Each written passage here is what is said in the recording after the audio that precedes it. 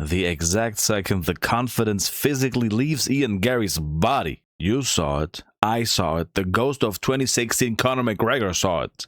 Islam Makhachev didn't just beat the #1 contender. He made the entire welterweight division look like a joke. Ian was supposed to be the bigger, faster, younger striking prodigy. The sniper who would finally crack the code.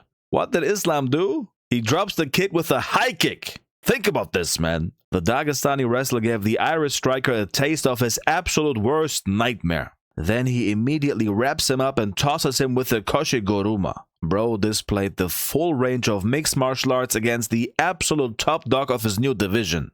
I ain't gonna lie, Garry is elite. But you wanna know what he actually did for 25 minutes? He stood in front of the champion waiting for an invitation like a vampire. Imagine fighting for a UFC world title and just staring at the guy holding your belt. You're fighting for your life, man. Stop waiting for permission to throw a punch. Then we get to the championship rounds. All that hugging and playing nice. Why are you acting like best friends going into round 5, dude? Honestly, I'm convinced Ian is clinically delusional at this point. He doesn't just want to be Conor McGregor anymore. He actually thinks he is him. He looked across the cage, hallucinated that Islam was Khabib, and thought he had to apologize for all his Twitter trash talk. It's the only logical explanation for looking for a hug in a fist fight. And as if that wasn't embarrassing enough, we get to the post-fight. Islam is being pure class. He's consoling Ian's crying son. Beautiful moment. And what does Ian's wife do? She's touching Islam all weird, man. Rubbing his back, getting all handsy. Bro, why are you touching him like that? It was legitimately physically painful to watch, man.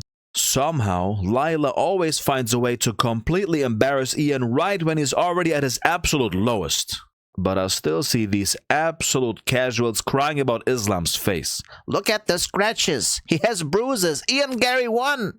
Face damage doesn't mean shit. Islam looked exactly like that after Poirier, and he looked exactly like that against Volk. Ian did zero meaningful damage outside of a few body kicks. Look at the previous double champs. John Jones goes up to heavyweight. Who does he defend against? A firefighter pushing 50, whose last fight was a brutal knockout loss to Ngannou back in 2021.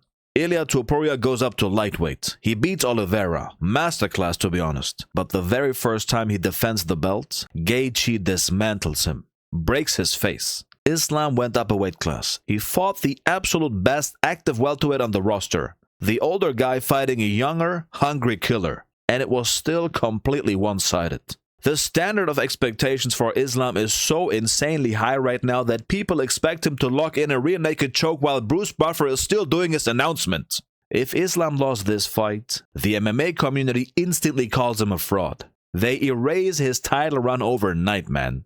I'ma be real, man. We might be witnessing the greatest run in the history of MMA. This is the definition case of being spoiled, bro. We act like it's just another Saturday night. But watch what happens. When Islam finally retires, y'all gonna treat him like Tupac. It's always the same cycle, man. The vacuum he leaves behind will expose how rare this talent actually was. Should look at his wife and know that that's the person I need to listen to. Like, if the world was run by women, we'd all live in a better world. Like, it would all be simpler and easier. That's the fact of the matter. Journey out there. Talk to wife,